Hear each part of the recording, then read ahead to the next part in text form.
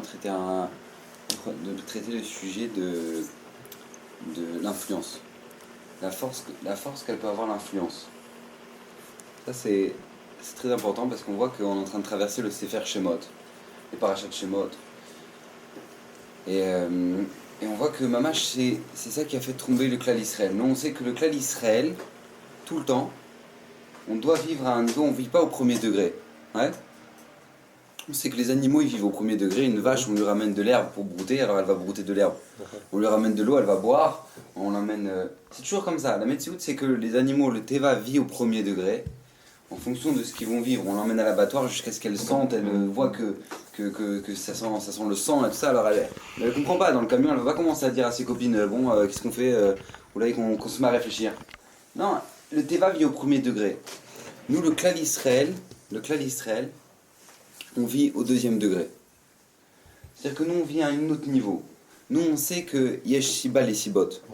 C'est-à-dire que nous, il n'y a toujours rien qui est marqué dans la Gemara que En Adam, ça n'existe pas un homme qui reçoit un coup sur le petit doigt dans ce monde-ci sans que là-haut, dans le Olam Haba, là-haut dans le Beddin Shel Mala, eh ben, ça a été décrété. C'est-à-dire que toute notre vie, nous, elle vit avec la volonté d'Akadosh Baruch Hu, le tribunal céleste. Le Klal Israël, en Égypte, ils sont arrivés dans un matzav très difficile.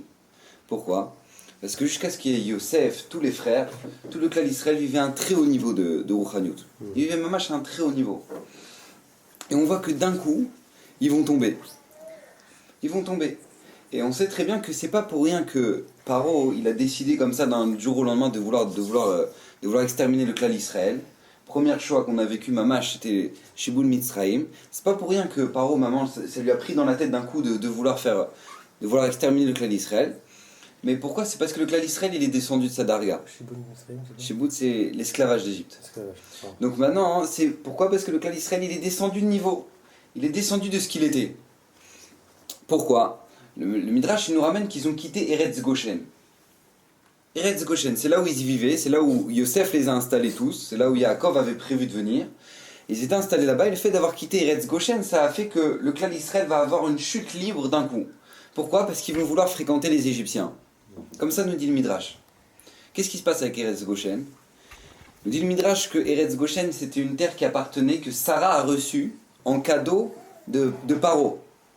Paro lui a offert à Sarah, au moment où Abraham est descendu en Égypte, Paro a offert à Sarah Eretz Goshen en cadeau parce qu'il devait la prendre il voulait la prendre comme femme, et après comme il a eu toutes les malédictions du fait de ce qui se soit approché de Sarah, alors du coup il a laissé partir Abraham et il lui a offert plein de cadeaux dont Eretz Goshen. Cette terre-là était protégée de toutes les toumotes.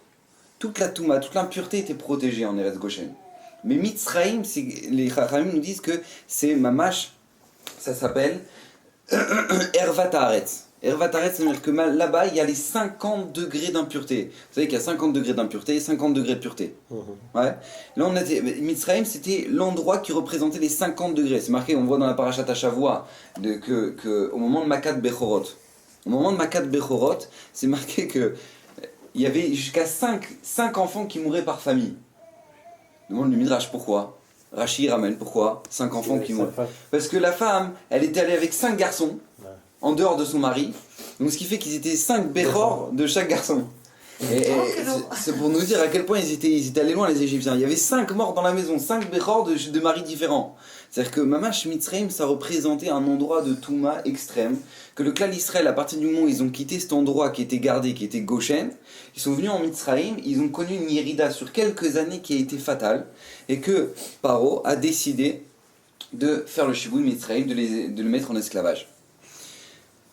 On sait que dans la Torah nous dit comme ça que nous on est très conscient qu'il y a une force d'influence par la parole.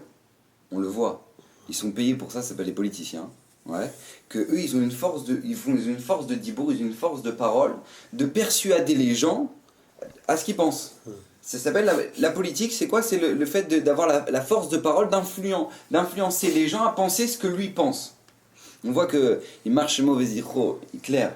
Eh ben, il avait une force de dibour qui était extraordinaire. Il a fait une force, il arrivait à faire, je ne sais pas si on s'imagine, il arrivait à faire croire à tous les Allemands qu'ils seraient riches. Vous serez tous riches, comme ça. Et tout le monde se fait, ouais, Mais comment c'est possible quand on réfléchit 2 minutes? C'est complètement débile, ça n'existe pas un pays que tout le monde est riche. Mais tout le monde était persuadé qu'il lui parlait à lui. Moi je serais riche, lui aussi restera pauvre. Mais tout le monde persuadé qu'il lui parlait à lui. Ça c'est le Koach HaDibour, la force d'influence par la parole. Ça on sait que ça existe. Il y a la force d'influence par l'action aussi. On voit que par exemple, je donne un exemple tout simple, aux États-Unis, ouais, ils ont une chaîne télévisée qu'avec des courses-poursuites. Ouais. Nous, quand on voit une course-poursuite, c'est impressionnant. Nous, ça nous fait waouh, c'est impressionnant, le mec, quand même. Et bien, eux, ça leur fait rien. Eux, ça leur fait plus rien. C'est-à-dire que voilà, les flics, ils me poursuivent, je lance une course-poursuite, quoi. C'est comme ça. C'est un Teva. Et étant donné que l'action des gens, elle est à ce niveau-là, donc ça influe sur les gens. Les Américains, s'ils ont une chaîne télévisée avec des courses-poursuites, c'est que ça existe. Donc si ça existe, pourquoi pas nous? Et possiblement, pourquoi pas nous? Et du coup, ça influe sur leurs actions.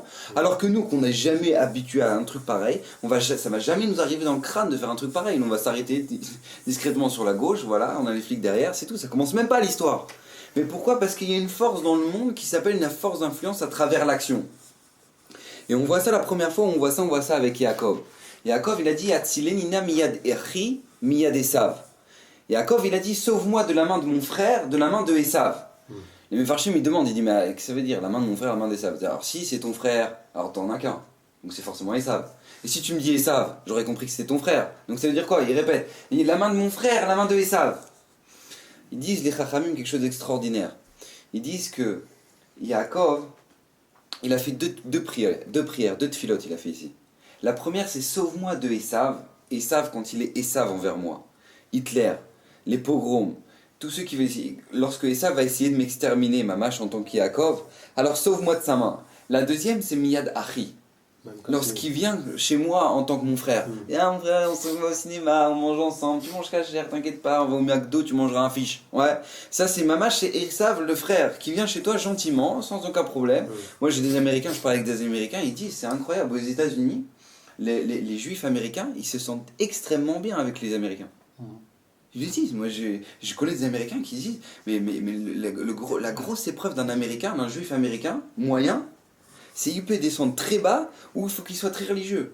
Parce que la vie avec les goïms, elle est tellement bien, elle est tellement agréable, ils se pètent pas la tête. Tu trouves du cachère partout, ouais ça ne me dérange pas, tu vis avec ta kippa dans la rue, personne ne va commencer. Comment ça se fait que la vie avec un Américain elle est tellement bien? Parce que c'est Yad Achi. C'est le corps de Esav de pouvoir faire tomber le clan Israël à travers le fait que les influencer dans leurs idéologies. Et ça, c'est la prière de Yaakov. Yaakov, Atzile Nina, sauve-moi de la vie de la main de Yaakov, de la main de mon frère. Yad Achim, Yad Esav. Et c'est pour ça qu'au moment où Esav, il va le voir, il va le serrer dans les mains, et tout, il va lui dire allez, viens, on prend le chemin ensemble. Yaakov lui fait vas-y, avance. avance, on se rejoindra. Ouais. Ou ça, on se rejoindra à Seir. Comme ça, il lui dit Yaakov. C'est pas vrai, Yaakov, il allait en Eretz Israël. Pourquoi il a dit Seir? Alors les Mefarshim, il dit on se rejoindra Yemot HaMashiach, le jour du Mashiach. Quand on fera les comptes sur tout ce que vous nous avez fait souffrir, alors on se rendra rendez-vous là-bas. Ça c'est le message de Yaakov. Mais qu'est-ce qui s'est passé? Il arrive et Esav lui dit viens, allez, c'est pas grave. Alors bon, au moins si je fais pas la route avec toi, au moins je te laisse des avadim. Comme ça il lui dit, regardez. Vayomer Esav, Atzigana imcha. Mina Amachériti, je te laisse un peu du peuple que j'ai avec moi, des avadim, des servants, des trucs, tu veux? Vayomer, lamazé emsachen ben adoni. Yaakov dit mais moi je veux pas. Garde-les tes avadim, moi j'ai même pas envie d'en entendre parler. Garde-les. Pourquoi ils disent les Mefarshim? Parce que Yaakov il savait très bien que dans ces servantes là et dans ces servants là, il y avait une force d'influence sur lui. Il voulait pas. Et ça reste dans ton coin, moi je reste dans mon coin. Là, pourquoi ne vouloir essayer de m'influencer? Non, c'est pas grave, reste comme ça, chacun sa vie. Comme ça, il lui a dit Yaakov. Donc on voit que Mamash est une metsiout comme ça dans le Teva. Il y a une réalité dans la nature qu'il y a une force d'influence. Mais la Torah, elle nous dit, c'est pas seulement par la parole, c'est pas seulement par l'action que la Torah a une force, c'est par l'objet. La Torah, elle vient nous apprendre que l'endroit et l'objet, lui-même, il a une force d'influence. D'où on voit ça de Korach. C'est marqué comme ça dans le parachat de Korach, c'est marqué Veidaber el ha'am lemor, surunu me'al oale ha'anashim ha'reshaim ha'ele, ve'al tigu bechol asher la'em pen tisfu bechol chatotam. Je traduis. Veidaber el ha'am, El Haeda, Moshe il a parlé à tout le peuple, les morts en disant Suruna me'al oale anashim areshaim ale. Éloignez-vous de des tentes de ces gens à Reshaim. Ve'al tigu et ne touchez pas bechol asher lahem de tout ce qu'ils ont. Pen tosifu bechol chatotam, de peur que vous rajoutiez à leur faute. Nous dit le Midrash, écoutez ce Midrash, il est extraordinaire. Au moment dans le passage c'est marqué Virdu em vechol asher lahem chaim sheola, c'est marqué que le sol il s'est ouvert au moment de Korach, c'est marqué que tout le monde est tombé dans le trou, tout la Korach et toute sa bande, et c'est marqué comme ça. Afilu machat shaya sheola beyad Israël miadam afi aita nivlaat. Même elle était avalée par le sol. Pourquoi? Il dit parce que Korach il a voulu, qu'est-ce qu'il a fait? Il a voulu rentrer en marloquette avec Moshe Rabbeinu. Ouais. Étant donné qu'il a voulu rentrer en marloquette avec Moshe Rabbeinu, eh ben sache que la marloquette que tu as rentrée là ici dans le clan d'Israël, elle va pas toucher seulement toi, elle va pas toucher seulement l'influence des gens, elle va toucher même ses Chafatim à Korach. Même une aiguille qui appartient à Korach, c'est marqué qu'elle est partie dans le trou. N'importe qui, je sais pas moi, ils avaient une aiguille de Korach chez eux, il avait, je sais pas moi, l'autre il avait un portefeuille, il avait chaque objet de Korach, ils sont partis dans le trou avec lui. Pourquoi? Parce que faut comprendre que même une aiguille de Korach, elle a une force de pouvoir influencer les gens. C'est extraordinaire. Ici on parle pas de Korach, c'est pas une racaille. Hein. Korach, faut comprendre le degré de niveau qu'il était. Korach, c'est marqué que plus les Lévim ils étaient grands en niveau spirituel, plus ils avaient de responsabilité dans le transport du Mishkan. Par exemple, les Lévim qui avaient le moins grand, ils transportaient les tentures. Plus on est grand, plus on se rapprochait du Kodesh HaKodashim. Ceux qui étaient encore plus grands, ils portaient la menorah, encore plus grand et ceux les plus grands, ils portaient le Haron à Kodesh. C'est-à-dire ils portaient le Haron sur lequel il y avait les chérubins. Ceux c'était les plus grands. Et ben Korach, il en faisait partie. Korach, il faisait partie de celui qui portait le Haron à Kodesh. Korach, c'est marqué dans le Midrash, c'était la Chavruta de Haron à Kohen. Vous imaginez un truc pareil? Il est allé tellement loin dans sa richoute, il est tellement descendu que même tous ces chafatim, tous ces objets ont été influencés par sa marloquette. C'est pour ça qu'il est d'autant plus dangereux, enfin, qu'il influence d'autant plus. Plus il est grand, plus il peut influencer. Exactement, c'est ce qu'on va voir. Et on voit aussi que par exemple, on voit à un autre niveau. On voit par exemple au moment où on fait la guerre contre Amalek. Au moment où ils vont faire la guerre contre Amalek, c'est marqué que c'est pas juste on va tuer les guerriers, on va tuer les femmes. On va tuer les enfants, les nourrissons, tout le monde. Akadosh Baruch Hu, il dit quand vous partirez en guerre contre Amalek, c'est la razzia totale. Même un mouton, vous devez le tuer. Et que Shaoul Améler, parce qu'il est parti en guerre contre Amalek, et qu'il a laissé des moutons, mais sa kavana, c'était pas stam pour les manger. Il voulait faire des korbanot pour Akadosh Baruch Hu avec ses moutons. C'est Nikrachet, ça s'appelle qu'il a fausé. Pourquoi? C'est un mouton. Tu prends un bon mouton. Ouais. Un bon petit mouton, une petite brebis, qu'est-ce qu'elle a fait maintenant? Mazé Kachour maintenant avec Amalek, et qu'eux ils veulent faire la guerre contre Hachem, et machin, c'est un mouton. Mazé Kachour maintenant. Un bébé, un petit nourrisson. Non, tu le tues. On devait laisser personne. Pourquoi? Parce que l'influence que pouvait avoir ne serait-ce qu'un mouton sur le clan d'Israël, il était inimaginable. Comment comprendre un truc pareil? On voit ça aussi dans la parashat Shemot, au moment où Moshe Rabbeinu.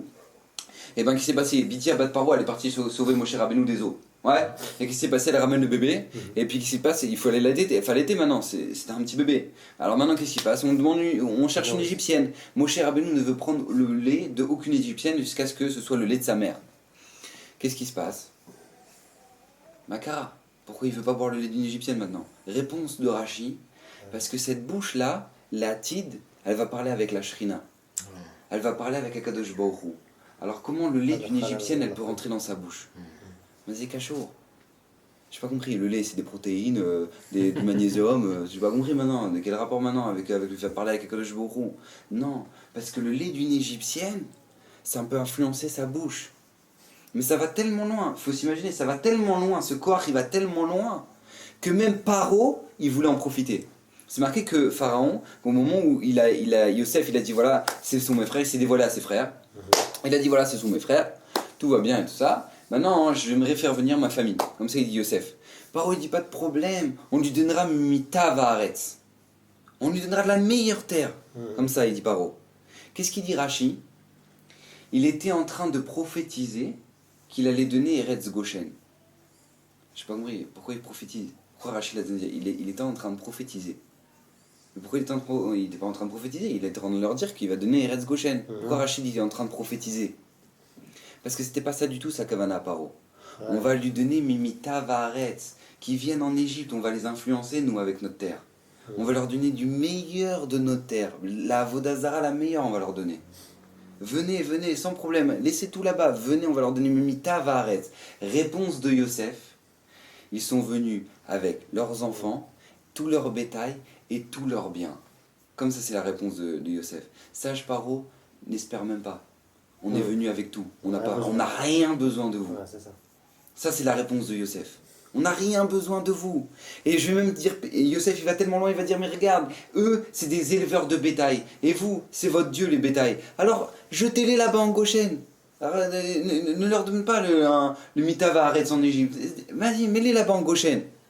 Ça, c'était la kavana de quoi? La kavana de Paro. Que Paro, il savait qu'il y a une force tellement forte dans le Teva, que maintenant, il fallait l'envoyer là-bas. Fallait qu'il vienne en Eretz Mitzrayim, et que Yosef, face à ça, il a réagi que quoi? Que non. Faut les faire partir là-bas en Goshen. C'est juste là-bas qu'ils ne se feront pas influencer. Donc ça, c'est la première question qu'on va demander ce soir. C'est comment c'est possible? Comment ça fonctionne? Se croire que même le Teva, même la nature, elle donne une force d'influence sur la personne. Comment c'est possible? La deuxième question, c'est que si, ok, on accepte, j'accepte, il y a une force d'influence dans la nature, c'est vrai. Même ce verre-là, il peut m'influencer, c'est vrai, il n'y a pas de problème, j'accepte. Alors qu'est-ce qu'il va faire à Kadosh Baruch Hu? Qu'est-ce qu'il nous dit? Je vais vous faire sortir d'Égypte pour nous emmener où? Dans le désert. En Eretz Israël. Et qu'est-ce que c'est en Eretz Israël? C'est les 7 peuples qui sont les plus tamés du monde. Ils font de la Vodazara, ils ont des mœurs, mais laisse tomber. Ouais, mais c'est une catastrophe. Donc Makara, toi tu sais à Kadosh Baruch Hu, on est tombé à tel point que le Zohar il dit qu'en Égypte on est tombé. Pourquoi? Parce qu'on a commencé à manger du pain des Égyptiens. Comme ça il dit le Zohar. Tellement la force des Égyptiens elle était forte même dans leur pain.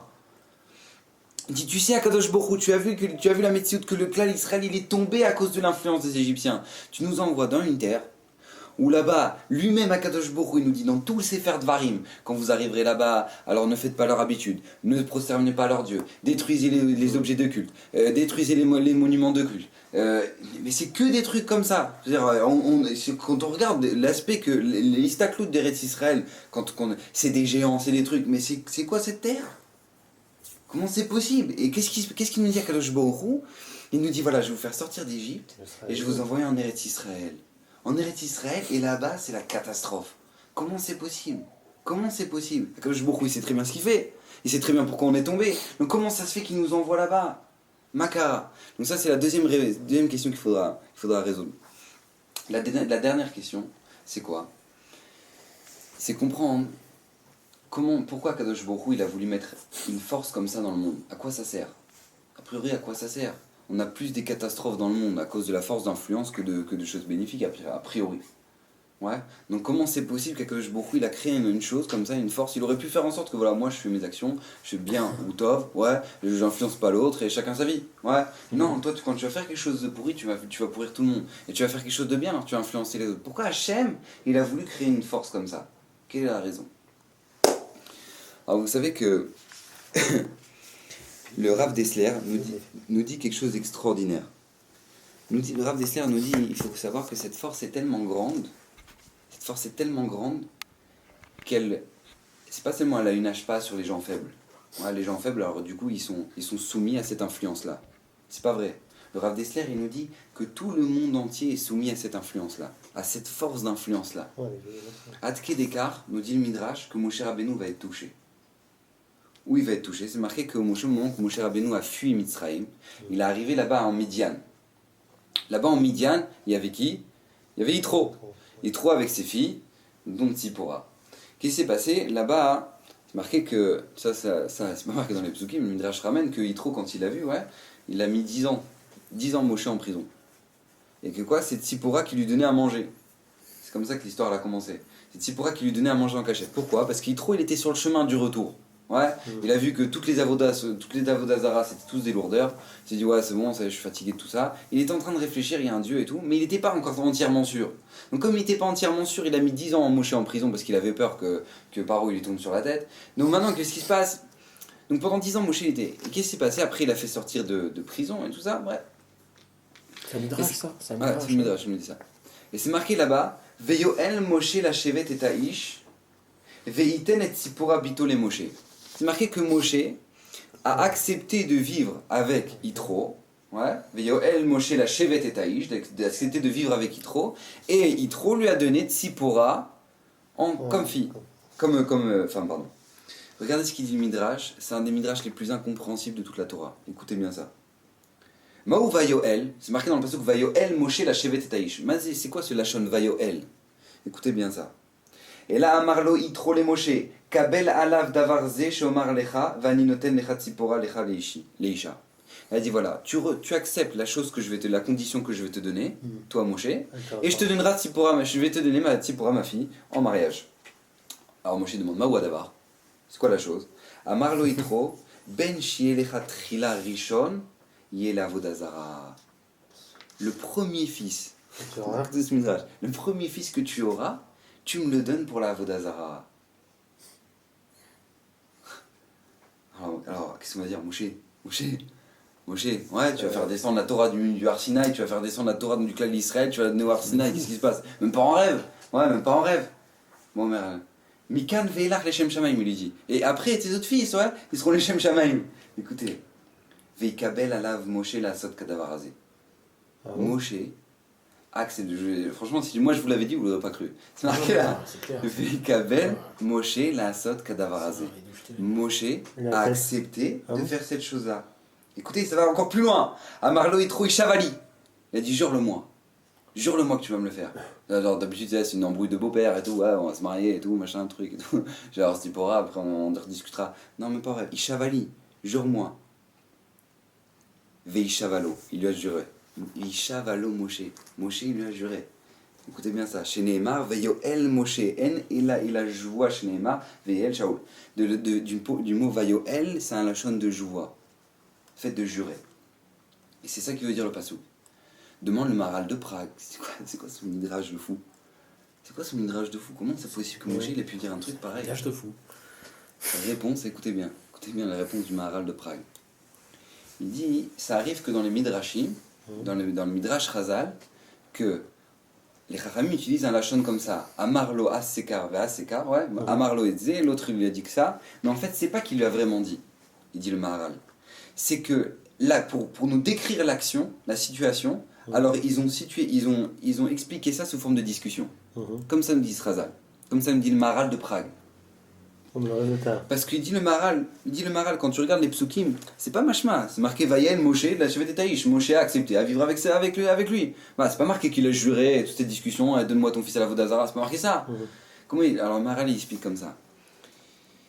Il dit que il y a deux manières qu'un homme a pour exprimer sa propre volonté. Il y a deux manières. Ouais. C'est quoi la première manière? C'est par la parole. Un homme peut exprimer sa volonté à travers le discours. Il dit par exemple j'aime le chocolat. Ouais, quelqu'un il dit j'aime le chocolat. On a compris. Ouais, il aime le chocolat. On le croit. Il aime le chocolat. Il y a une deuxième manière, par l'action. Par exemple, vous voyez quelqu'un qui roule pendant Shabbat en voiture. Ouais, tranquille, la fenêtre ouverte avec la cigarette à la bouche. On n'a pas besoin de lui demander est-ce que tu fais Shabbat. Ouais, on comprend qu'il ne fait pas Shabbat. Son action révèle qu'il ne fait pas Shabbat. D'accord? Le Maharal il va même plus loin. Il dit des fois. C'est d'ailleurs pour ça comment nous on connaît la volonté d'Akadosh Baruch Hu. Parce que toute la Torah c'est la parole d'Akadosh Baruch Hu. Étant donné que c'est la parole d'Hachem, alors à travers la parole d'Akadosh Baruch Hu, on connaît la volonté d'Hachem. Donc ou par la parole ou par le Maasé. Écoutez ce qu'il dit le Maharal. Il dit des fois le Maasé, l'action, elle va plus loin que la parole. Pourquoi? Je vous donne un exemple tout simple. Vous donnez rendez-vous à quelqu'un. Ouais, je te donne un rendez-vous. Ouais, pas de problème, j'arrive à 8h, je suis là. Ouais, à 8h, je suis là. Et on arrive à 8h. 9h, il n'est pas venu. Pourquoi on est choqué? Parce que pourtant lui, il m'a dit qu'il viendrait. Et pourtant son action, elle a fait qu'il n'est pas là. Donc il n'est pas venu. Maintenant lui il va me trouver des arguments, il va me dire ouais mais toi tu sais machin, t'inquiète pas, ces arguments je peux les trouver à ta place, t'es pas venu. T'es pas venu. Ouais. Donc l'action, elle est plus révélatrice que la parole pour montrer la volonté. Ouais. Par exemple, on se fait un rendez-vous, ouais, on se dit voilà, franchement on se fait un plan entre amis et tout, est-ce que vous voulez à la mer morte et tout, sympathique, une journée super, machin, un truc et tout. Ça vous chauffe? Ouais. Alors le mec il fait. Bah ouais.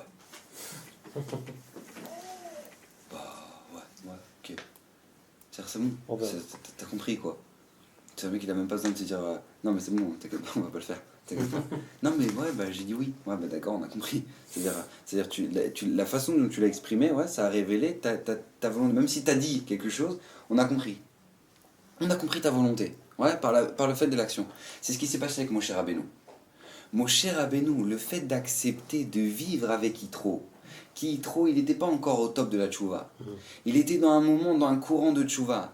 Il dit le Maharal, c'est comme si Moshe, il avait juré, comme ça il explique le Maharal, il dit c'est comme si Moshe, il avait juré à Yitro de donner son fils à la Vodazara. Parce que le fait d'accepter, le fait que son action montre qu'il accepte de vivre dans cet endroit-là, dans un endroit qui est propice à la Vodazara, et accepter à vivre, à faire grandir ses enfants, parce qu'Hachem il ne lui a pas encore parlé, ouais, à faire grandir ses enfants dans une situation pareille, alors c'est comme si il avait juré. On dit bon, alors c'est joli, ouais, c'est joli. Bon, alors en attendant, Moshe, ses fils, bon, c'était le top quand même. Ouais, on n'a pas vu que son fils il est devenu Bala Vodazara, on n'a pas vu ça. On a vu que ses enfants, l'Ainra, Baruch Hashem, ils sont devenus. C'est pas gratuit. Regardez ce qu'il nous dit dans Shoftim. Vous savez que dans Shoftim, il y a une grande Avodazara qui s'appelait Pesel Shel Micha. Avodazara de Micha. Ouais. Cette Avodazara là, c'est une Avodazara qu'il y avait en Eretz Israël. Et qu'est-ce qui s'est passé? Lui, par Micha, justement. L'auteur, c'est Micha. Regardez, je vous lis un passage dans Shoftim. Ve'in na'ar mi bet lechem Yehuda, mi mishpachat Yehuda, ve'u Levi, ve'u Garsham. Est venu un jeune garçon, ouais, de la tribu de Yehuda, qui était Lévi, ve'u Garsham. Il habitait là-bas, d'accord? Et donc qu'est-ce qui se passe? Ce jeune garçon-là, il est parti voir Micha. Et c'est parce que lui, il savait pas où habiter et tout ça, et Micha il a dit ah qu'est-ce que tu fais dans je vous abrège parce qu'il y a des psukim là, et il dit qu'est-ce que tu fais? Il a dit bah voilà je sais pas où aller, je trouve un endroit pour s'habiter. Alors qu'est-ce qu'il lui dit? Il lui dit va yomer Micha Sheva, il m'a dit habite avec moi, veil il est av les kohen il est av ou les kohen vanochi iten licha eser kesef le yamim ve'erer begadim ou mecha itecha ve'elech alevi. Donc qu'est-ce qui s'est passé? Lui comme ça il lui dit, Micha, il lui dit tu sais quoi? Viens habiter avec moi, tranquillement, ouais, tu sais pas où habiter, moi je t'accepte, et j'ai une avodazara, et toi tu seras le prêtre de ma avodazara. Ouais, je t'habille, je te nourris, je te donne la parnassa. D'accord? Qu'est-ce qui s'est passé? Qui c'était ce Lévi là? Qui c'était ce jeune garçon? Écoutez ce qu'il dit Rashi. Il était Lévi, il était fils de Gershon, c'est-à-dire le fils de Moshe Rabbeinu, écoutez bien, fils de notre maître Moshe, fils de Moshe Rabbeinu. Il était le petit-fils de Moshe Rabbeinu. Ce Lévi-là, ce Lévi qui est venu ici maintenant, qui est venu chez Micha pour faire la Avodazara, c'était qui? C'était le petit-fils de Moshe Rabbeinu. Pourquoi? Nous dit Targum Yonatan Ben Uziel, ça sort de la joie qu'il a fait Moshe à Yitro. Et vous voulez que je vous montre dans les psukim? Regardez. Regardez. Vayoel la shevet et ish. Kachazegatou. Dans le Vayoel, et il accepta de vivre avec lui. C'est marqué. Dans le Shoftim, c'est marqué là-bas. Vayoel la shevet et ish. De là on voit que de la même manière dans le Torah, Vayoel Moshe la shevet et ish. Le même lachon pour nous dire que ce qu'il a fait Moshe, c'est pas sans conséquence. Que la conséquence va être sur son petit-fils, que maintenant lui va être prêtre à la Vodazara de Micha, que elle maintenant elle va avoir des répercussions inimaginables sur le clan d'Israël, c'est des milliers de morts ça va faire. Comment c'est possible? Parce que juste le fait d'avoir accepté de vivre dans l'influence de Yitro. À ce moment-là où Yitro il n'était pas au top de sa tchouva, il nous dit Targum Yonatan. C'est comme s'il avait donné son fils à la Vodazara. Donc c'est bidou comme s'il avait donné son fils à la Vodazara. Ouais, mais ça explique pas pourquoi il a fait ça. Alors, parce que Yitro, lui, à cette époque-là, au moment où Moshe y vivait, ouais, c'est que lui, il pensait que c'était le chemin qu'il fallait faire. C'était le choix qu'il fallait faire. Pour le moment présent, c'était la meilleure chose qu'il fallait faire. Mais là-dessus, Moshe, il s'est trompé. À quel écart que ça a fait ces répercussions-là. Donc, nous dit Rav Dessler, on voit de là que une action, elle n'est pas gratuite. Une parole, elle n'est pas gratuite. Un choix dans la vie, il n'est pas gratuit. Tu veux faire un choix du jour au lendemain. Les conséquences, elles seront catastrophiques sans que jamais que tu le saches. Pourquoi? Parce que le cohort d'influence, il est tellement grand que c'est une réalité que même Moshe Rabbeinu lui-même, il a été touché par ça. Et c'est pour ça qu'il faut comprendre, on voit quelque chose d'absolument incroyable, c'est pour ça que maintenant on doit comprendre, on doit répondre à la première question qu'on avait demandé, comment c'est possible qu'il y ait une telle force dans le Teva, dans la nature, de quoi? De pouvoir influencer. Comment c'est possible? Comment c'est possible? Alors ça c'est un klal qu'on avait déjà vu plusieurs fois dans les shiurim, mais c'est très important de se le répéter, de le savoir par cœur et de vivre avec ce klal-là. C'est quoi? C'est qu'en regardant le monde matériel, on comprend le monde spirituel. On comprend mamash le monde spirituel. On l'avait déjà vu avec Shlomo Ameler. Que Shlomo Ameler, il avait dit que quoi? Que quand on regarde un champ de blé ou des vignes comme ça n'existe pas que ce soit sauvage. On verra jamais des vignes sauvages bien alignées, tac, tac, tac, avec les belles grappes de raisin, avec les champs de blé bien au top, bien coupés. Ça n'existe pas. Ça représente toujours le travail d'un homme. De la même manière, le champ d'une personne, si quelqu'un il veut être construit, il va avoir un beau champ dans sa personnalité, il faut qu'il travaille ses midot, il faut qu'il travaille son caractère, il faut qu'il travaille ses hirat shamaim. C'est forcément comme ça. Un homme qui est sauvage, qui fait aucun travail sur lui-même, ça donne une jungle. C'est une métier de la même manière que dans la nature ça marche comme ça, chez l'homme ça marche comme ça. Hein, on travaille, ça n'existe pas, quelqu'un va planter des mauvaises herbes. On verra jamais ça. Un homme planter des mauvaises herbes, ça n'existe pas, ça pousse tout seul. De la même manière, quelqu'un il va jamais faire un effort pour être coléreux. Il sera coléreux comme ça, il se laisse aller. Le gars c'est un radin, il sera radin, il a pas besoin de travailler il sait pas travailler sur la bonté. Donc de la même manière, il faut comprendre que le monde physique révèle le monde spirituel. Écoutez bien ça, Akadosh Baruch Hu nous a fait une tova extraordinaire. Il a révélé ce qu'on appelle le nucléaire. Vous savez, la radioactivité. C'est pas pour rien qu'Hachem il a fait la radioactivité, ouais, parce qu'il faut l'électricité dans les villes, bon ça c'est très loin. Ouais, c'est pas vrai. Nous maintenant quand on voit ça, le clan Israël quand il voit ça, il doit comprendre que la raison pour laquelle Akadosh Baruch Hu a créé une telle force qui s'appelle la radioactivité, c'est pour nous faire comprendre que chacun de nous on est radioactif. Ça n'existe pas qu'un homme ne soit pas radioactif. T'es bon, alors tu vas faire du bon autour de toi. Les autres ils vont être... Tu es mauvais, tu es jeune comme ça, alors les gens qui seront autour de toi, ouais, ils seront jeunes. C'est obligé. Il y a des gens comme ça. Moi, je me rappelle, j'ai emmené un jeune. Ah, ça se propage. J'ai emmené un jeune voir Raphaël Kanievski, le gadol adore de la génération un bon chalala. Vous savez, avec les jeans bien, un truc et tout, la gominée et tout. Je l'ai emmené voir Raphaël Kanievski. Vous savez, quand il l'a vu, vous savez ce qu'il m'a dit en sortant? Il m'a dit, j'ai ressenti quelque chose. Je sais pas comment t'expliquer, mais j'ai ressenti quelque chose. Comme ça, il m'a dit. Pourquoi? Parce qu'En Malasot, un tzaddik, c'est une centrale nucléaire. Il irradie tout autour de lui. Il irradie de la bonté, il irradie tout. C'est comme ça. La météo, vous savez qu'au Japon, ouais, j'ai entendu, à plus de 30 km à la ronde, pendant 600 ans, on ne pourra pas s'approcher. C'est un truc de fou. Comment c'est possible? Comment c'est possible que toi, je te prends une bonne casserole, ouais, je te la mets au fond, dans le cœur d'une centrale nucléaire, vas-y maintenant tu vas te faire une omelette dessus?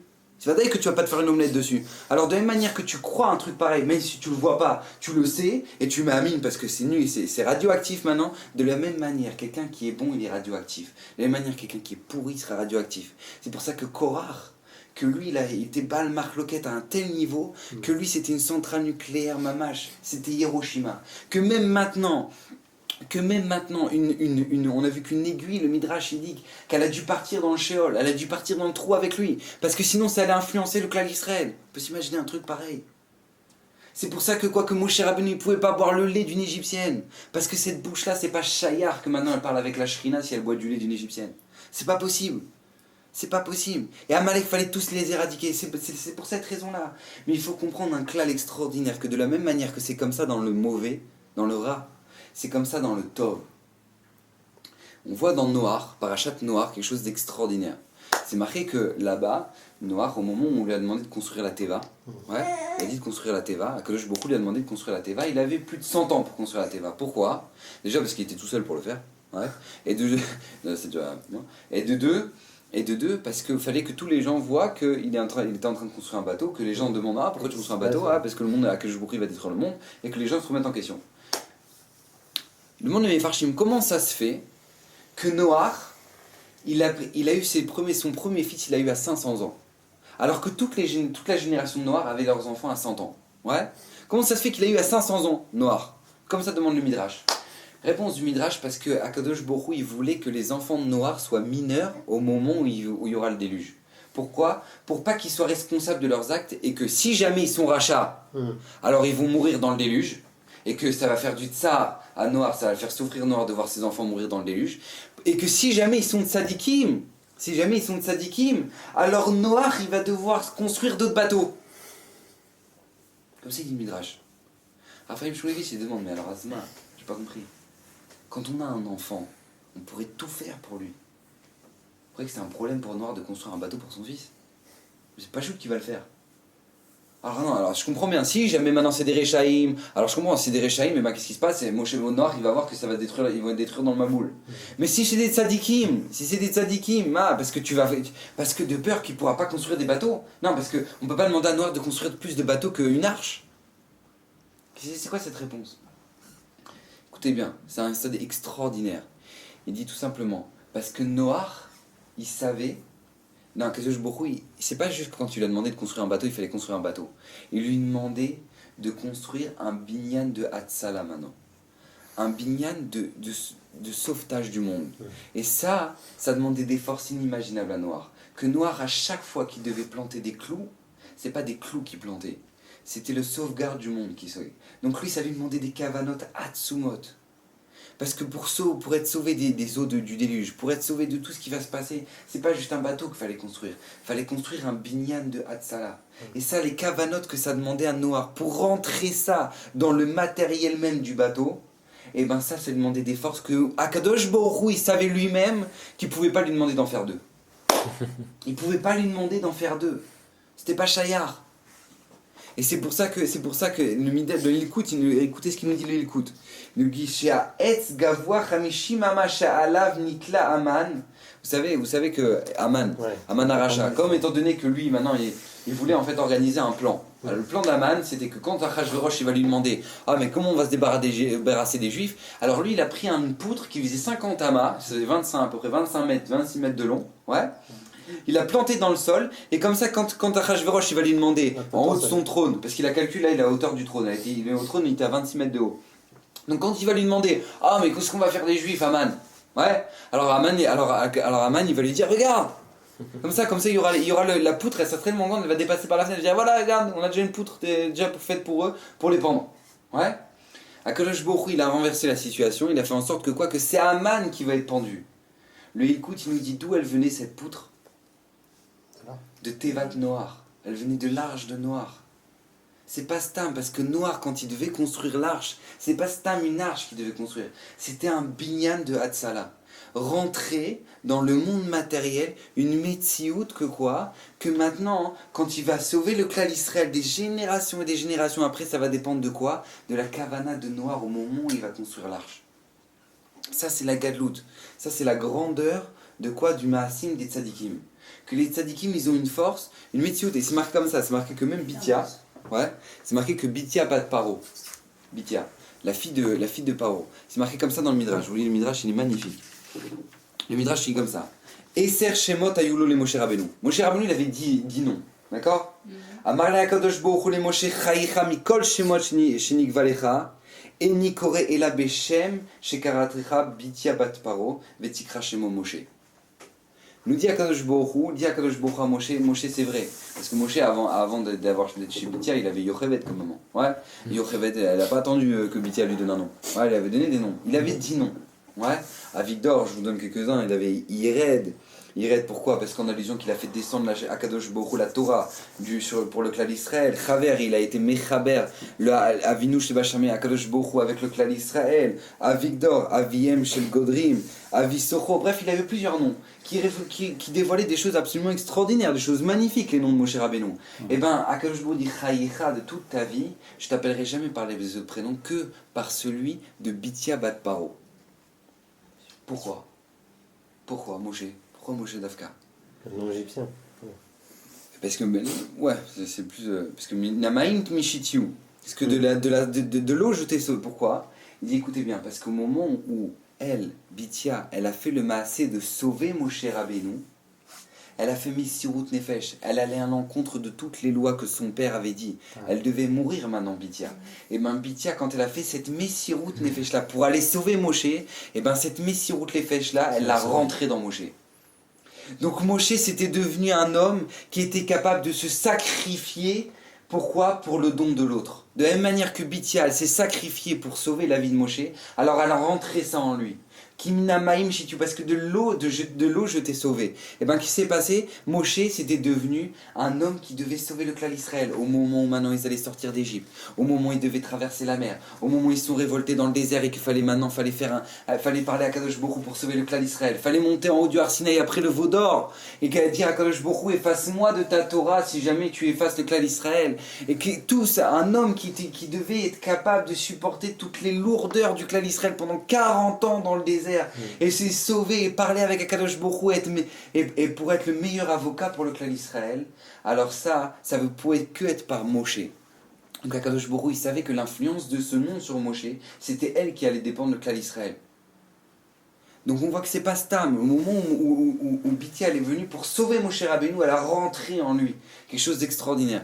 Vous savez que c'est marqué, et c'est d'ailleurs pour ça que on raconte une très belle histoire avec le Chafetz Chaim. Le Chafetz Chaim, une fois, les gens ils sont partis le voir. Les goïms, ils volaient sa vache au Chafetz Chaim. Et ils emmenaient sa vache au milieu des champs. Et c'est tout, et ils se barraient. Ils plantaient la vache du Chafetz Chaim au milieu des champs. Pourquoi? Parce qu'ils savaient que parce que pour que le Chafetz Chaim il sorte de sa maison, il allait chercher sa vache. Pourquoi? Parce qu'ils savaient que là où le tzaddik il pose son pied, eh ben, il y aura la bracha. Donc il la mettait au fin fond de son champ, comme ça le Chafetz Chaim allait marcher tout le champ, comme ça il y aurait la bracha. Mais comment c'est possible un truc pareil? Parce que les goïms eux-mêmes, ils étaient conscients de cette métiouk là, qu'un homme, il peut rentrer ça dans le teva, un tzaddik il va marcher là maintenant, alors ce tzaddik là il va rentrer dans ma terre la bracha. C'est comme ça que ça fonctionne. Et maintenant, on doit comprendre comment ça se fait. La deuxième question qu'on a demandé, c'est comment ça se fait qu'Akadosh Baruch Hu, s'il y a un tel teva, que dans le bien comme dans le mal, et ben de pouvoir influencer. Donc comment ça se fait qu'Akadosh Baruch Hu a fait en sorte qu'il nous a sortis d'Égypte pour nous faire rentrer où? En Eretz Israël. Alors qu'Eretz Israël c'était mamash, un endroit où il y avait les Sheva Umot, où mamash c'était une catastrophe. Et là, c'est absolument extraordinaire. Je vais vous lire un midrash sur la paracha de la semaine dernière. Je crois que c'est la semaine dernière, Vaïra. C'est marqué comme ça. C'est marqué que, vous savez qu'au moment où Moshe Rabbeinu et Aaron ils sont venus pour parler à Moshe, Aaron il a pris le bâton, ouais, et il l'a jeté par terre. Voilà, pardon, à Paro, exactement. Ouais. Et qu'est-ce qui s'est passé? Aaron il a jeté le bâton par terre et c'est devenu un serpent. Ouais, c'est devenu un serpent. Ouais, super, un serpent. Bon. Alors du coup, Paro il s'est moqué de lui, il a dit dis-moi, vas-y. Alors il a appelé sa femme, il a fait vas-y, fais ça. Et ses enfants, tout le monde savait faire ça, tout le monde a fait. Ouais. Et là il y a eu plein de miracles. Le premier miracle, c'est que le serpent que Aaron il a fait, il a avalé tous les autres serpents. Après, il est redevenu bâton. Et quand il est redevenu bâton, et ben qu'est-ce qui s'est passé? Il a avalé tous les autres bâtons. Une fois qu'il était bâton, il a avalé tous les autres bâtons. D'accord? Ça c'est le midrash. Écoutez bien. Amar Rabbi Yossi Barabi Hanina. Nes Gadol Naasi Bemate. Un grand miracle il y a eu avec le bâton. Chez Afalpi, chez Bala Kol Otan Amatot, chez Shlichu. Donc qu'est-ce qui s'est passé? Même que malgré le fait que le bâton de Moshe Rabbeinu, de Aaron, maintenant il a avalé tous les autres bâtons, Velo Ava, et il s'est pas épaissi. Ouais. Vechol Mishiro et Oto, Omer Zemate Aaron. Et tout celui qui voyait il disait ah, ça c'est le bâton d'Aaron. Alors là, et ça c'est Nes Gadol, il a pas grossi. Le rapport maintenant, et ça c'est, je vous parle, attends, je vous explique, c'est Rabbi Yossi, Rabbi Hanina maintenant qui parle. C'est des Tanaïm de chez Elion maintenant qui parlent maintenant. Nes Gadol, que quoi qu'il a pas grossi. Et quand les gens ils ont vu qu'il avait été tout le bâton, oh, c'est le bâton d'Aaron. Alors quoi? Voilà, c'est tout, c'était un des miracles, sur tous les miracles qu'il y a eu avec le bâton, c'est ça. Nes Gadol. Comment c'est Chayar? Comment c'est possible de comprendre? Il faut comprendre quelque chose d'absolument extraordinaire. De là on apprend un moussa énorme. C'est que quand on veut lorsqu'on veut éviter d'être influencé par n'importe quelle force du mal, la meilleure façon c'est quoi? C'est de mettre Akadosh Baruch Hu avec nous. Vous savez, la meilleure façon d'avoir la bracha c'est quoi? C'est de mettre Akadosh Baruch Hu avec nous. On voit ça dans Parashat Bikurim. Parashat Bikurim, au moment où Akadosh Baruch Hu demande de ramener les prémices. de ramener au Beth Amikdash. Et c'est marqué là-bas que lui devait dire, ah tu sais, à Kadosh Baruch Hu, que mon Yaakov il était chez Lavan. Et après on est descendu en Égypte. Et après tu nous as sauvé d'Égypte. Il devait raconter tout ça et dire merci à Hachem, merci, j'ai pensé à toi, j'ai ramené les fruits. Pourquoi? Pour Akadosh Baruch Hu, il veut toujours qu'un juif, tout le temps, il vive avec le fait que tout ce que j'ai, c'est pas de moi. Le fait que je sois là maintenant, c'est pas moi. C'est Hachem déjà, tu m'as sauvé d'Égypte que mon grand-père. Et si j'ai des fruits, c'est parce que toi tu me les as donnés. Mais jamais un homme doit croire que tout dépend de lui. Kochia yotimiyadi, chazve shalom, la Torah nous dit que toutes les clalotes elles arrivent par là. Un homme doit toujours vivre avec le fait qu'Akadosh Baruch Hu, c'est lui qui est la source de tout. Et c'est pour ça que quoi? Qu'un homme au monde devenir ramener des bikurim, c'est mettre Akadosh Baruch Hu dans chaque chose que l'on fait, c'est avoir la bracha. Maintenant, c'est ça qui a choqué les Égyptiens. Au moment où les Égyptiens, maintenant, ils ont vu que le bâton de Moshe, le bâton d'Aaron, il a avalé tous les autres bâtons, il a vu qu'il ne s'est pas épaissi. Qu'est-ce que ça veut dire? Il a vu qu'il n'a pas été influencé. Comment c'est Shayar? Et ça les a dépassés. Parce que nous, on a en nous le plus grand degré de sorcellerie en Égypte. Et ces bâtons-là, c'est nos bâtons de sorcellerie. Maintenant, lui, le bâton, sur lequel c'était marqué le Shem HaMeforach, c'était marqué le nom d'Akadosh Baruch Hu sur ce bâton. Et bien, au moment où il avalait tous les autres bâtons, et ben, il ne s'est pas épaissi. Qu'est-ce que ça veut dire? Nes Gadol. Que malgré le fait qu'il a appris tous les autres bâtons, il n'a pas subi la hashpa, il n'a pas subi l'influence. Et ça, c'est toute la différence. Quand un homme fait la volonté d'Akadosh Baruch Hu, alors il est protégé. Lorsqu'un homme, au contraire, pense faire ce qui est le mieux, alors là, tu te mets Bessakana. C'est marqué dans la Gemara dans Sanhedrin, un homme n'a interdiction de se mettre en danger. Parce que lorsque le Yitzhara face à lui, il a aucune, on l'a vu dans le sur du Yitzhara, il n'a aucune chance de pouvoir tenir face à lui. Ça ne commence même pas, le combat commence même pas. Comment y arriver? La Gemara nous dit là-bas dans Kiddushin, seulement si Akadosh Baruch Hu osero. Si Akadosh Baruch Hu il l'aide, alors seulement dans ce cas-là il aura la bracha, il va réussir. Et ça, c'était le Nes Gadol qui s'est passé avec le bâton de Aaron. C'est qu'au moment où il avalait tous les autres bâtons, les Égyptiens ils se sont dit, mais comment ça se fait, il est resté le même? Pourquoi? Parce que c'était le Tzivouï d'Akadosh Baruch Hu. C'est la même chose. Akadosh Baruch Hu nous dit, en Égypte, vous vous êtes plantés. Pourquoi vous vous êtes plantés? Parce que vous pensiez intelligent d'aller parmi les Égyptiens. Mais en Eretz Israël, maintenant, c'est moi qui vous demande de monter en Eretz Israël. Et lorsque c'est moi qui vous demande, vous aurez la Shmira. Vous aurez la Shmira. C'est vrai que maintenant vous aurez les 7 peuples et vous devez vous protéger et vous devez respecter tout ce que je vais vous dire. Pourquoi? Parce que Eretz Israël, c'est la terre sur laquelle c'est marqué qu'Akadosh Baruch Hu la regarde du début de l'année, Mireshit Hashana ad Acharit Hashana, du début de l'année jusqu'à la fin de l'année. Eretz Israël, c'est sous les yeux d'Akadosh Baruch Hu. Il y a un potentiel en Eretz Israël de Gdusha inimaginable. Nulle part ailleurs dans le monde, on trouvera un potentiel de Gdusha comme en Eretz Israël. Akadosh Baruch Hu réside ici. Donc, étant donné qu'Akadosh Baruch Hu réside ici, alors à ce moment-là, il y a un potentiel de Gdusha inimaginable. Mais malheureusement, quand il y a la Gdusha, il y a la Touma.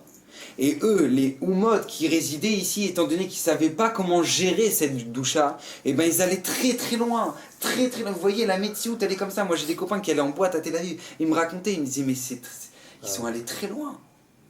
Mais la Gay Pride, comment on peut être les 2e mondiaux, les 3e mondiaux pour faire une Gay Pride? Comment c'est possible? Comment c'est possible? Parce que de la même manière qu'à Bnei Brak, il peut avoir des tzadikim qui peuvent aller plus haut que n'importe quel tzadikim en Eretz Israël d'Avka. Alors de la même manière, à quelques kilomètres de Bnei Brak, à Tel Aviv, on peut descendre dans la Touma comme on n'est jamais descendu dans le monde. Pourquoi? Parce qu'il y a un potentiel inimaginable. Il y a une force d'influence ici, dans la Gedusha comme dans la Touma, inimaginable. Et c'était ça la raison pour laquelle Akadosh Baruch Hu leur a dit, vous allez sortir d'Égypte, vous allez monter en Eretz Israël, mais sachez que quand vous montrez, c'est par ma volonté. Si vous avez ma volonté, vous respectez ce que je vous dis, vous aurez une bracha. Vous allez devenir le peuple sur lequel les Goïm n'osaient même pas lever la main. C'est marqué qu'au moment du Khurban Hamikdash, les Goïm, ils ont fait une simcha de rien que d'avoir pu entourer Yerushalayim. Parce qu'avant, ça leur montait même pas à l'esprit. Ils voyaient le Beth Hamikdash. Ils voyaient, mais ça, il y a Hachem maintenant. Il y a Hachem maintenant, j'ai pas compris. Comment on peut toucher les Juifs? Mais vous êtes descendus, vous avez fait de la Vodazara, vous vous êtes comportés pire que des Goïm. Alors le Khurban, il est venu. Le Khurban Hamikdash, il est venu. Et ça, c'est tout le degré d'influence qu'on a, la force de Metsiout d'influence qu'il y a dans le monde. Alors pourquoi Akadosh Baruch Hu il a créé ça? Pourquoi, voilà, ça fait 5000 ans maintenant qu'on est en galoute, 5000 ans maintenant, je sais pas combien d'années, non, pas 5000 ans, mais ça fait combien de milliers d'années maintenant qu'on est en galoute, comment ça se fait qu'Akadosh Baruch Hu, il a créé une telle Metsiout, une force dans le Teva d'influence. J'ai entendu une très belle histoire magnifique pour expliquer ça. C'est qu'une fois, il y a un jeune Bachour Yeshiva qui se baladait à Tel Aviv. Il marchait dans la rue. Et qu'est-ce qui s'est passé, ce Bachour? Il a vu une affiche d'une femme complètement pas habillée. Ouais. Et qu'est-ce qui s'est passé, lui, quand il a vu l'affiche, il a tourné la tête pour pas regarder l'affiche. Il y a un Chiloni qui était derrière lui, il l'a vu faire ça. Quand il a vu faire ça, il lui a dit, il s'est dit comme ça, il s'est dit, mais comment ça peut exister une force qui soit plus forte que celle de regarder cette affiche? C'est où on peut pas ne pas regarder cette affiche. Comment ça existe une force qui soit plus forte que le fait de regarder cette affiche? Il a fait tchouva entièrement, ce Chiloni derrière lui, sans jamais que le Bachour soit au courant. Il a fait tchouva entièrement, il est devenu Rosh Yeshiva. Il est devenu Rosh Yeshiva, il a des milliers d'élèves. Il a des enfants Talmidei Chachamim. Il est en train de construire une génération d'enfants Talmidei Chachamim, de tzadikim, des milliers de Bachour Yeshiva, tzadikim Talmidei Chachamim. Vous savez, ce Bachour, ouais, quand il va monter là-haut, après 120 ans, on va lui faire montrer ses mitzvot. Et après, on va lui faire venir des centaines, et des centaines, et des centaines. Et ça va plus s'arrêter. Des chars de malachim comme ça, qui vont venir. Et il dit, mais moi, j'ai jamais fait ça. C'est pas moi ça, j'ai rien fait. Il dit, si, une fois, tu étais dans la rue, tu as tourné la tête, il s'est demandé comment ça se fait, il a fait tchouva, tu reçois les mitzvot de lui, de tous ses enfants, de tous ses arrière-petits-enfants, de tous les bachourim qu'il a fait, de tous les centaines de milliers de talmidim qu'il a fait, de leurs femmes, de les enfants des talmidim, et ça s'arrêtera jamais. Pourquoi? Parce que lui, il a eu la force de tourner la tête. Ça, c'est la raison pour laquelle Akadosh Baruch Hu a créé le kohar de l'influence. Akadosh Baruch Hu, il veut pas nous donner un mérite pour nos petites mitzvot. Hachem, il veut pas juste ça. Akadosh Baruch Hu, il est bon.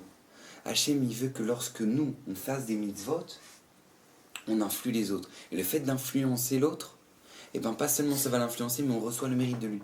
Et donc du coup, par ça, Akadosh Baruch Hu, il veut nous donner toute la Tova. Vous connaissez, il y a quelqu'un par exemple, quelqu'un il prie, moi ça m'arrive, quelqu'un il prie, et puis il n'a pas beaucoup de force. Ouais. Alors qu'est-ce qui se passe? Et ben, malgré tout, il surmène, il fait des efforts dans cette fille-là. Alors celui qui est à côté, qui avait moins de force, il dit, ouais, lui, il se fait des efforts. Alors l'autre, il s'entraîne, il a envie de encore mieux de prier. Alors du coup, lui, quand l'homme, lui, il est fatigué, il voit que l'autre, il prie, alors il reçoit. Et c'est marqué que, comme ça, dans la Gemara, c'est marqué que lui, il va recevoir son mérite à lui, d'effort, le mérite de l'autre, et le mérite de lui encore. Et le mérite de lui, et le mérite de lui. Comme ça, mais c'est pas juste qu'il va recevoir son mérite, c'est le mérite de lui, plus lui, comme si c'était une autre personne. Pourquoi le kohar de Hashpa qu'Akadosh Baruch Hu a créé dans le monde, c'est pour le Tov. Akadosh Baruch Hu ne veut pas juste nous donner un salaire pour nos petites mitzvot, il veut nous donner un kohar d'influence qui va faire que notre mérite il sera inimaginable. Il faut comprendre on va conclure avec ça, que la force d'influence, c'est pas stam une réalité. C'est tellement une réalité que faut comprendre qu'on s'en sert de ça. Les Allemands, ils marchent même les camps de concentration, les portes, elles étaient ouvertes. Les Juifs, ils n'osaient pas sortir des camps. Pourquoi? Parce qu'ils créaient une telle ambiance de mort que les gens, ils pensaient pas à la vie. Les gens, ils pensaient pas à la vie. Ils voyaient les portes des camps ouvertes, ils pensaient pas, je vais sortir. Ça n'existe pas, ça, c'est dans les films. Ouais. Alors les mecs, on va se faire un plan, on va sortir. Ça n'existe pas. L'ambiance, ils sortaient du train et on les mettait tout nus avec des chiens qui aboyaient. Ils avaient froid et ils voyaient la fumée. Et c'était une ambiance de mort qu'on ne pensait pas à la vie. Mamash, c'est une métiout que le monde actuel s'en sert. Vous regardez le marketing, ouais. C'est inimaginable. Vous rentrez dans un magasin, ouais, et il y a la musique à fond. Ouais, machin, truc. Tu vas acheter un truc, t'as la musique à fond. Pourquoi? Parce que vous croyez que le caissier, lui, ça lui a pris un ch'tout, il a mis la musique à fond, il a dit ouais, je vais me faire un kiff et tout. Non, pas du tout. C'est marketing. C'est une technique de marketing. Que puisque maintenant, la personne, elle va avoir un rythme saccadé, donc ses réflexions, elles vont être beaucoup moins posées et beaucoup plus impulsives. Et puis ses réflexions, elles vont être beaucoup plus impulsives, donc moins réfléchies, donc le pouvoir d'achat il est plus fort. Et donc du coup, ça va influencer l'acheteur. C'est pas pour rien. Il y a une métiout que maintenant on se sert de cette force-là. C'est la force de l'influence, c'est une réalité sur laquelle nous on peut s'appuyer. Et on peut s'appuyer pour faire les mitzvot aux autres. Influencer les autres pour faire les mitzvot. Influencer les autres à chercher Akadosh Baruch Hu et que Bezat Hashem puisse se renforcer. Bezat Hashem jusqu'à l'arrivée de Mashiach.